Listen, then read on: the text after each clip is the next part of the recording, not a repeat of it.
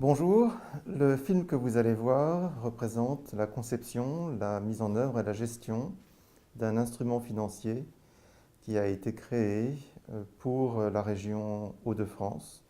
C'est un des premiers projets qui a bénéficié en France de ce qu'on appelle le plan d'investissement pour l'Europe, qui est également connu comme le plan Juncker.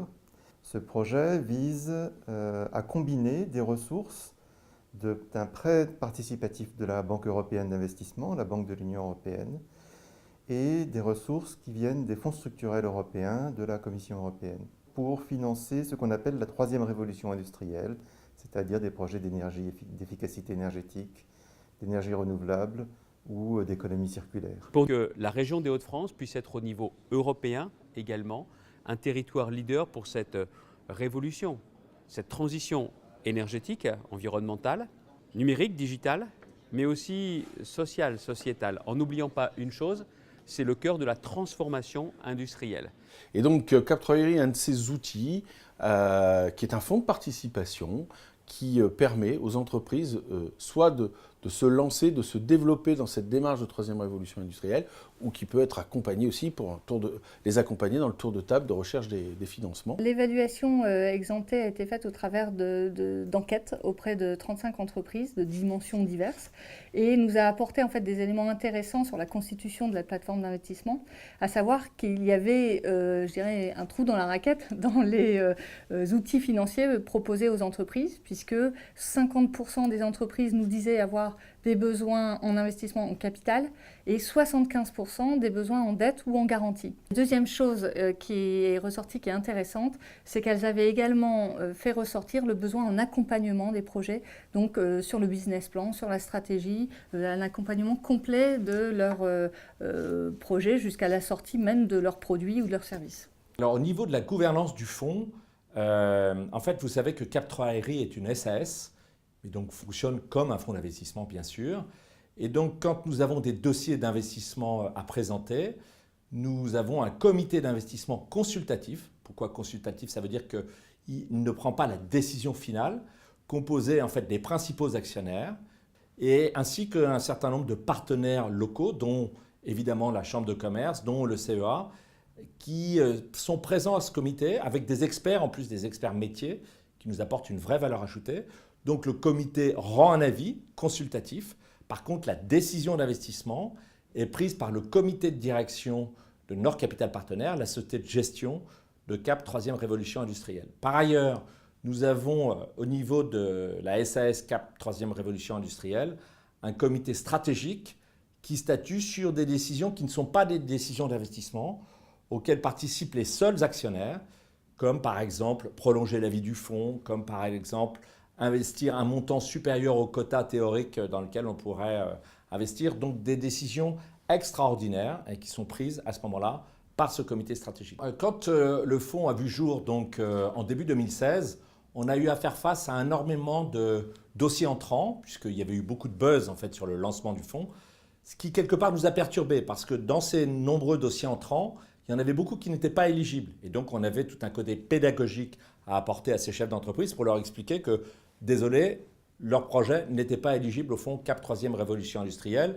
qui, je le rappelle, les critères d'éligibilité, c'est tout ce qui est développement durable, comme je l'ai dit tout à l'heure, économie circulaire, projet de méthanisation, transition énergétique, autant de sujets que, évidemment, beaucoup d'entreprises n'ont pas. Donc, fort de cette expérience du premier semestre 2016, nous avons décidé au cours du second semestre de sélectionner nous-mêmes des dossiers éligibles.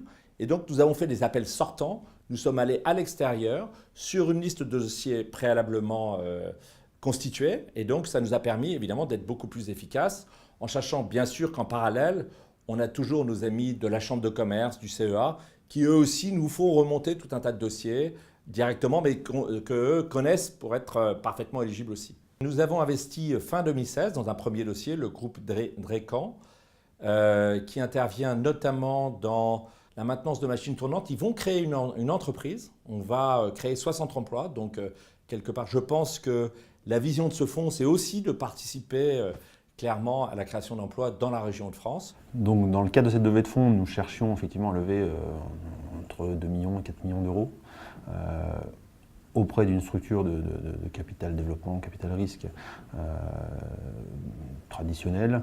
Le fait effectivement d'intégrer Cap3RI a été une solution intéressante puisque l'équipe de Cap3RI nous a accompagnés assez longuement, pendant quelques mois en tout cas, sur l'étude du dossier, sur la validation du business plan, les commentaires qu'ils ont pu nous faire effectivement dans le cadre du montage du dossier ont servi à faire évoluer le dossier lui-même, à le sécuriser.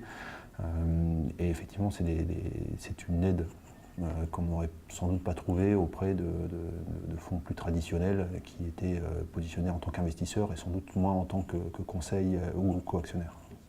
Donc ça, c'est le premier dossier, Drécan. Deuxième dossier, Astradec, qui fait de la valorisation de déchets.